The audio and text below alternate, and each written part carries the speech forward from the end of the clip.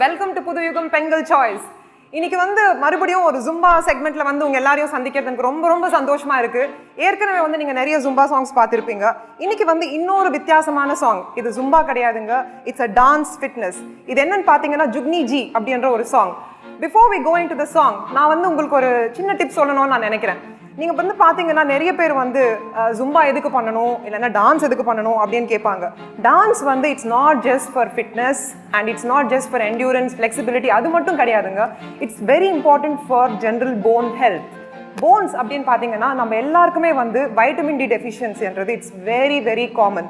நம்ம இந்தியாவில் எஸ்பெஷலி இன்னும் காமன். ஏன்னா இப்போ சம்மரில் பார்த்தீங்கன்னா எல்லாமே ஏசிக்குள்ளே தான் இருப்போம், வெளியில் போக மாட்டோம். We don't get expose to sun. அதனால எல்லாருக்குமே வைட்டமின் டி டெஃபிஷியன்சி இருக்கும். இந்த வைட்டமின் டி கம்மியாக இருக்கிறதுனால என்னெல்லாம் சிம்டம்ஸ் இருக்கலாம் அப்படின்னு பார்த்தீங்கன்னா உங்களுக்கு you feel very low in your energy. உங்களுக்கு எனர்ஜியே இல்லாத மாதிரி ஒரு ஃபீல் இருக்கும்.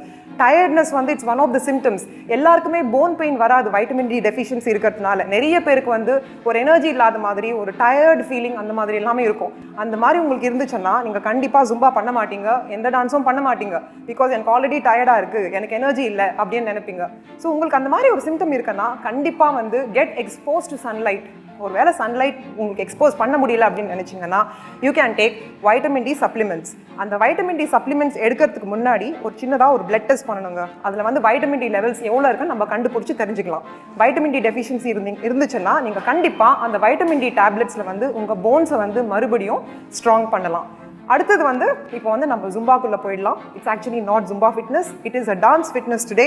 So the song is called Jugni ji. So இந்த ஜுக்னி ஜி சாங்ல ஸ்டெப்ஸ் பார்த்தீங்கன்னா very very simple steps.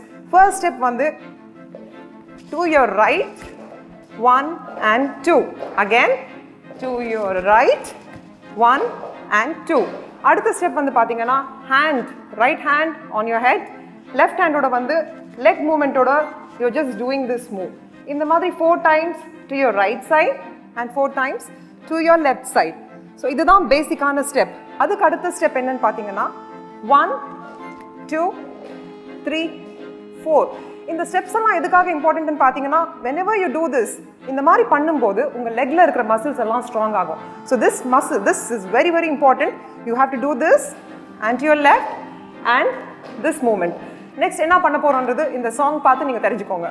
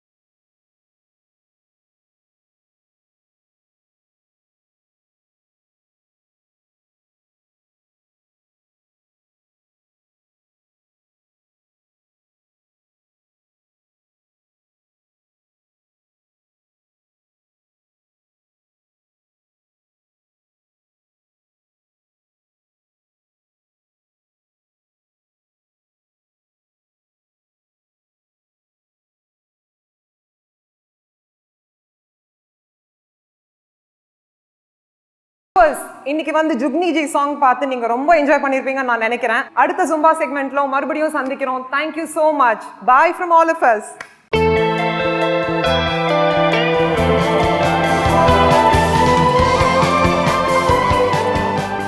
புதியம் TV நேயர்களுக்கு என் அன்பு வணக்கம். பெண்கள் சாய்ஸ் நிகழ்ச்சியில் பெண்கள் நலன் பற்றின விஷயங்களை நம்ம பார்த்துக்கிட்டு இருக்கோம். இந்த எபிசோடில் ப்ரெக்னென்ட் விமன் எந்த சமயங்களில் அல்ட்ராசவுண்ட் பண்ணிக்கலாம், அதில் நிறைய சந்தேகங்கள் வருது.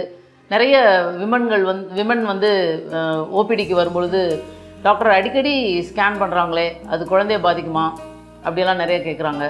நிறைய சந்தேகங்கள் இருக்குது அதை பற்றி. ஸோ அதை பற்றி நம்ம இந்த நிகழ்ச்சியில் பார்க்கலாம். இப்போ அல்ட்ராசவுண்ட் அப்படிங்கிறது அல்ட்ராசானிக் சவுண்ட் வேவ்ஸ், அதை வச்சு தான் பண்ணுறாங்க. இது பேசிக்காக எப்படி பண்ணுறாங்க அப்படின்னா, இது வந்து சிடி மாதிரியெல்லாம் கிடையாது. சிடிங்கிறது நம்ம உடம்புக்குள்ளே எக்ஸ்ரே உள்ளே போகும். அதனால எக்ஸ்ரே எடுத்துக்கிறது, சிடி பண்ணிக்கிறது அதெல்லாம் வந்து ப்ரெக்னென்சியில் வந்து நல்லதில்லை. அது வந்து குழந்தைக்கும் பாதிப்பை ஏற்படுத்தலாம். எக்ஸ்ரே கதிர்கள் அதிகமான அளவு நம்ம உடம்புக்குள்ளே போகும்பொழுது பாதிப்பை ஏற்படுத்தலாம். ஆனால் இந்த அல்ட்ராசவுண்ட் ஸ்கேன் அப்படிங்கிறது அந்த மாதிரி கிடையாது. அல்ட்ராசானிக் சவுண்ட் வேவ்ஸ் அப்படிங்கிறது நம்மளுக்கு கேட்க முடியாத அளவுக்கு உள்ள சவுண்ட் வேவ்ஸ், காதால் நம்மளால் கேட்க முடியாது. அந்த மாதிரி சவுண்ட் வேவ்ஸை உடம்புக்குள்ளே அனுப்பி அதிலிருந்து இமேஜை பிக்கப் பண்ணி அதை வந்து ரிப்போர்ட் பண்ணுறாங்க, இன்டர்பிரட் பண்ணுறாங்க. அதுதான் பேசிக். இதில் வந்து அது அந்த சவுண்ட் வேவ்ஸ் குழந்தைக்கு உள்ளே போகும்பொழுது ஒன்றும் பாதிப்பெல்லாம் ஏற்படாது. இது எத்தனை தடவை எடுத்தாலும் குழந்தைய ஒன்றும் பாதிக்க போகிறதில்ல. ஆனால் நம்ம எடுத்துக்கிறது தேவையா இல்லையா அப்படிங்கிறத பற்றி யோசிக்கணும். அதுதான் இப்போ ஒரு ப்ரெக்னென்ட் விமன் எப்பப்போ ஸ்கேன் பண்ணிக்கலாம், எப்பப்போ எடுக்க வேண்டியது ரொம்ப முக்கியம். சில பேர் எடுங்கன்னு சொல்லும்போது, ஏன் டாக்டர் இப்போ தான் எடுத்தோம், எதுக்கு திருப்பி எடுக்க சொல்கிறீங்க அப்படிம்பாங்க. சில பேர் இந்த சமயத்தில் வேண்டாமா, இது தேவையில்லை அப்படின்னு சொன்னால் கூட, இல்லை டாக்டர் நான் எடுத்துக்கணும், என் குழந்தை எப்படி இருக்கணும் பார்க்கணும் அப்படின்னு சொல்கிறாங்க.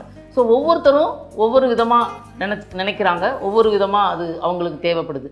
ஆனால் சயின்ஸ் பிரகாரம் ஒரு விமன் ப்ரெக்னென்சி அப்படின்னு கன்ஃபார்ம் பண்ண வரும்பொழுது நாங்கள் ஒரு தடவை ஸ்கேன் எடுக்கிறோம். இது ஏன் அந்த சமயத்தில் ஸ்கேன் எடுக்கணுமா அப்படின்னு பார்த்தா, அந்த காலத்தில் ஸ்கேன் இல்லாத காலத்தில் இதெல்லாம் தேவையில்லாமல் தான் இருந்தது. குழந்தைக்கு வந்து எப்போ வந்து அந்த இருதய துடிப்பு வருது அப்படிங்கிறது தெரியாது இருந்தது. இப்போ இந்த அல்ட்ராசவுண்டெல்லாம் வந்ததுனால பேபி உள்ள உயிரோடு இருக்கா, நல்லா இருக்கா அப்படிங்கிறதெல்லாம் கண்டுபிடிக்க முடியுது. இப்போது பீரியட் தள்ளி போன உடனே தான் ப்ரெக்னென்சியா இல்லையா அப்படிங்கிறதையே கண்டுபிடிக்கிறாங்க. இப்போ கண்டுபிடிச்ச கொஞ்ச நாள்லையே ஸ்கேன் பண்ணும் பொழுது அது யூட்ரஸ்குள்ளே இருக்கா இல்லையா அப்படிங்கிறத கண்டுபிடிக்க முடியுது. இதெல்லாம் அந்த காலத்தில் சாத்தியமே இல்லை. யூட்ரஸ்குள்ளே கரு தரிக்காமல் டியூப்பில் கரு தரிச்சிருக்கு அப்படின்னா அது ஒரு டேஞ்சரஸான ஒரு சம்பவம். உள்ளே வந்து அதை கண்டுபிடிக்காமே விடுறாங்கன்னு வச்சுக்கோங்களேன், அந்த டியூப்பில் கருத்தரிச்சது வளர்கிறதுக்கு இடம் இல்லாமல் உள்ளேயே அது வெடித்து நிறைய ப்ளீடிங் ஆகிறதுக்கு காரணமாக இருக்குது. இந்த மாதிரி இதை கண்டுபிடிக்க முடியாமல் உள்ளேயே ப்ளீடிங் ஆகி தன்னோட உயிரை பலி கொடுத்த விமன்கள்லாம் நிறைய பேர் இருக்காங்க. ஸோ இந்த அல்ட்ராசவுண்ட் அப்படிங்கிறது ப்ரெக்னென்சி யூரின் டெஸ்ட் பாசிட்டிவ் அப்படின்னு வந்த உடனே கரு உள்ளே தான் தரிச்சிருக்கா இல்லையா அப்படிங்கிறதுக்காக பார்க்குறோம். இது ஒரு தடவை. அதுக்கப்புறம் 11 வாரத்திலிருந்து 14 வாரத்துக்குள்ளே பேபி வந்து டவுன்ஸ் பேபியா இல்லையா அப்படின்னு பார்க்குறதுக்கு ஒரு ஸ்க்ரீனிங் அல்ட்ராசவுண்ட் அப்படின்னு சொல்கிறோம் இதை. அதுக்கு வந்து கட்டாயம் அல்ட்ராசவுண்டு பண்ணி ஆகணும். இது வந்து பண்ணும் பொழுது இதோடு சேர்த்து சில டிஃபெக்ட்ஸ் எல்லாம் கண்டுபிடிக்கலாம்.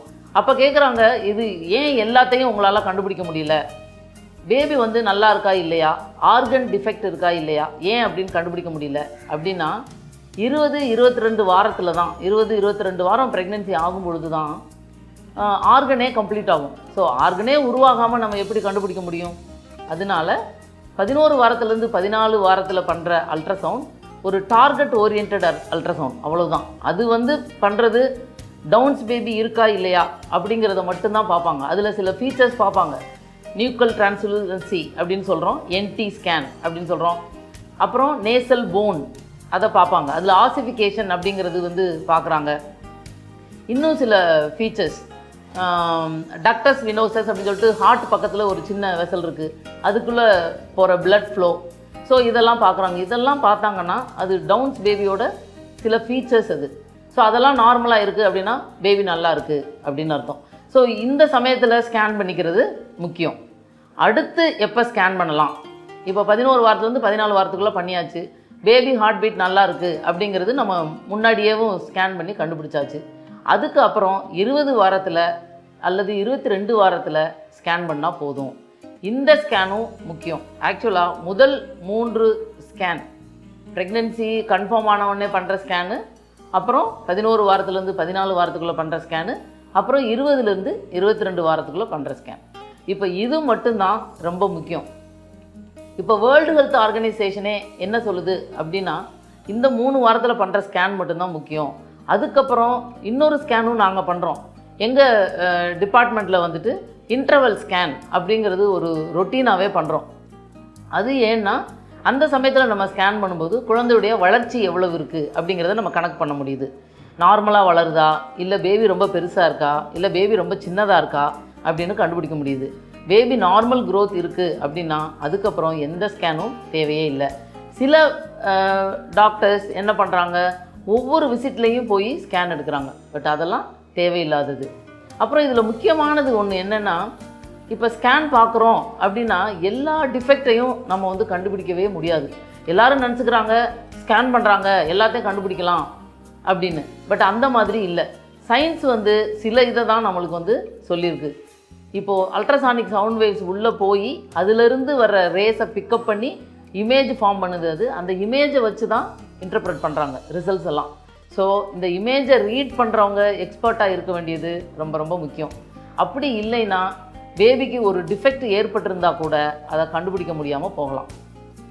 அப்புறம் சில டிஃபெக்ட்ஸ் வந்து ஏன் ஸ்கேன் பண்ணுறது கண்டுபிடிக்கலை அப்படின்னு கேட்கலாம். ஸோ அது வந்து என்னென்னா, சில இது உங்களுக்கு வந்து 30 வாரம் 32 வாரம் அந்த சமயங்களில் தான் உருவாகவே செய்யுது. ஸோ அப்படி இருக்கிறது வந்து நம்ம 20 வாரத்தில் பண்ணும்போது கண்டுபிடிக்கவே முடியாது. இதில் முக்கியமானது என்னென்னா மைக்ரோகெஃபாலி, ஹைட்ரோகெஃபாலஸ் அப்படின்னு சொல்கிறோம். பேபியோட பிரெயினில் உருவாகிற சில அப்நார்மாலிட்டிஸ். இதில் வந்து மைக்ரோகெஃபாலி அப்படிங்கிறது பேபியோட மூளையே சரியாக ஃபார்ம் ஆகாமல் ஸ்கல் போனெல்லாம் ஃப்யூஸ் ஆகிடும். இதை வந்து நம்ம 30 வாரத்துலையோ 32 வாரத்துலையோ இல்லை 34 வாரத்துலையோ 36 வாரத்துலையோ பண்ணும் பொழுது தான் கண்டுபிடிக்க முடியும். 20 வாரம் 22 வாரத்தில் பண்ணும் பொழுது கண்டுபிடிக்கவே முடியாது. ஏன்னா இந்த டிஃபெக்ட் எல்லாம் இவால்விங் டிஃபெக்ட் அப்படின்னு சொல்கிறாங்க. when the baby grows, எப்படி பேபி வளருதோ அந்த வளர்கிற சமயத்தில் தான் இதெல்லாம் உருவாகுது. ஹைட்ரோகெஃபாலஸ்ன்றது பேபியோட பிரெயினில் உள்ள சில திசுக்கள் எல்லாம் வந்து நீராக மாறிடுது.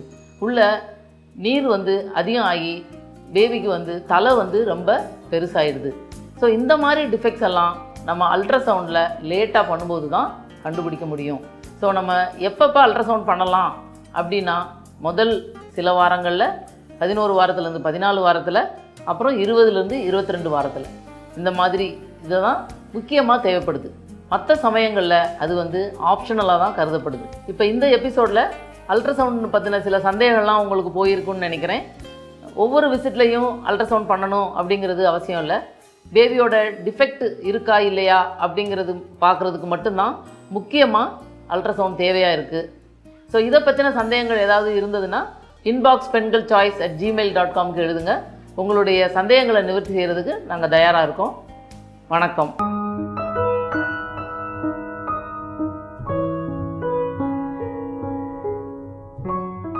வணக்கம் புதுயுகம் நேயர்களே. இன்னைக்கு நம்ம பெண்கள் நிகழ்ச்சியில் பார்க்க போகிறது என்னன்னா, முன்ன எபிசோடில் பார்த்த மாதிரி எப்படி எல்லாம் கல்டிவேட் பண்ண போகிறோம், அதுக்கப்புறம் வந்து என்னென்ன மாதிரி ஸ்ட்ரக்சர் எல்லாம் போட்டுட்டு அதில் என்ன மாதிரி ப்ராசஸ் எல்லாம் பார்த்தோம்.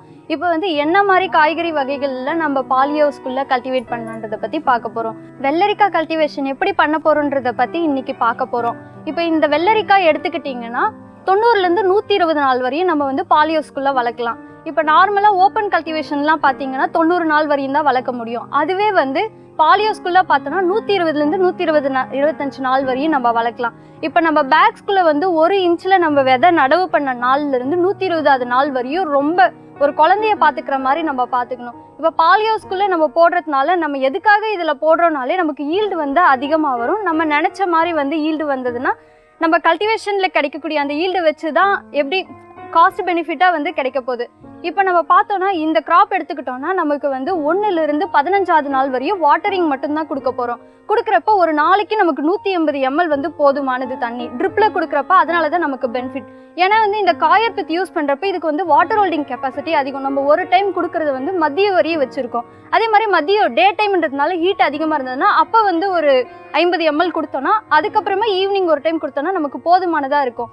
இப்போ 15வது நாளைக்கு அப்புறம் இருந்து என்ன பண்ணுவோம்னா ஃபுல்லாக வந்து கிராப்ஸ் நல்லா வளர்ந்துருக்கா அப்படின்னு சொல்லிட்டு கிராப் நெட் டைட் பண்ண ஆரம்பிப்போம். இதுதான் கிராப் நெட். கிராப் நெட் எதுக்காக யூஸ் பண்ணுறோம்னா இந்த கொடி வந்து ஏன்னா இது க்ரீப்பர் வகையை சேர்ந்த ஒரு காய்கறி வகை.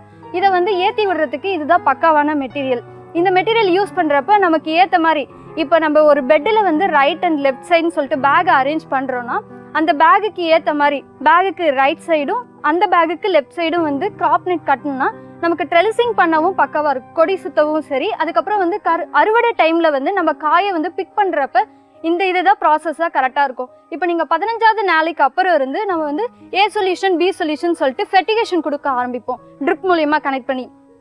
எதுக்காகனா இப்போ பிளான்ஸ் வந்து நம்ம சாயில்லெஸ் கல்டிவேஷன்றதுனால இதுக்கு இன்புட்ஸ் வந்து நம்ம தனியாக அடிஷ்னலாக கொடுக்கணும். என்னென்னா இப்போ நைட்ரஜன், பாஸ்பரஸ், பொட்டாசியம் சாயிலில் இருக்கிறதையே தான் நம்ம வந்து கிராப்புக்கு எவ்வளோ தேவையோ அதை தான் நம்ம வந்து கல்டிவேஷன் ப்ராசஸ்க்கு கொடுக்க போகிறோம். அதை வந்து ஏ சொல்யூஷன் பி சொல்யூஷன் மிக்ஸ் பண்ணி அந்த இதிலிருந்து லிக்விட்ஸை வந்து இப்போ ஒரு 1.5 லிட்டர் இதில் ஒரு 1.5 லிட்டர் ஏ சொல்யூஷனில் 1 பி சொல்யூஷனில் 1 எடுத்து ஒரு 50 லிட்டர் தண்ணியில் கலந்து அதை வந்து ட்ரிப் யூனிட்டோட கனெக்ட் பண்ணி எல்லா பிளான்ஸ்க்கும் கொடுத்தோன்னா பக்காவாக வந்து எல்லா பிளான்ஸ்க்கும் வந்து ரிசீவ் ஆகிடும் அந்த வாட்டர்.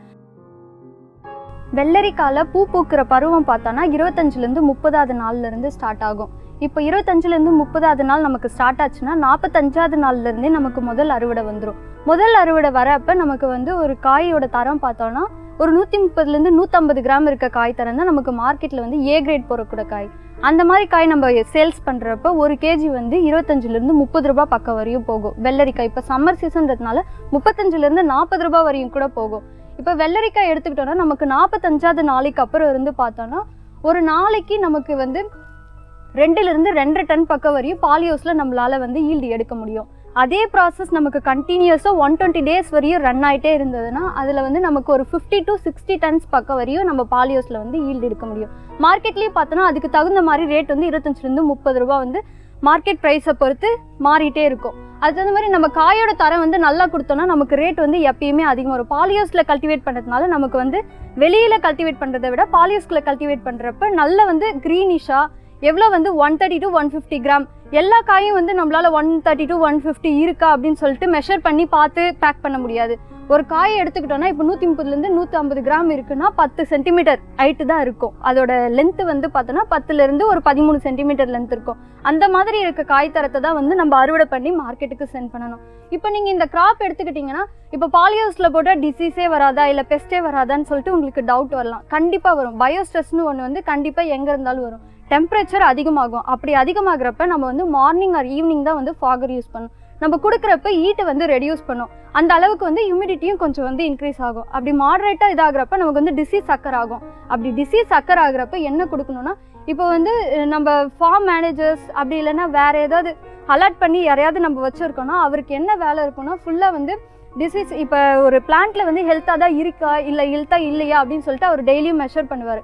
பண்ணுறப்ப இப்போ இன்னைக்கு காலையில் பார்க்குறப்ப நல்லா க்ரீனிஷாக இருக்குது. ஈவினிங் பார்க்குறப்ப ஏதோ வந்து சிம்டம்ஸ் அக்கர் ஆகுதுன்னா அன்றைக்கே வந்து நம்ம அடுத்த நாள் காலையில் ஸ்ப்ரே கொடுத்தோன்னா இந்த பாலியோஸ்குள்ளே ஃபுல்லாக வந்து நம்மளால் வந்து ப்ரொடெக்ட் பண்ண முடியும். நல்லா வந்து செடியை காப்பாற்றவும் முடியும் சீக்கிரமாக. ஆனால் ஓப்பன் கல்டிவேஷனில் நம்ம பண்ணோன்னா அப்படி வந்து நம்மளுக்கு வந்து கிடைக்காது.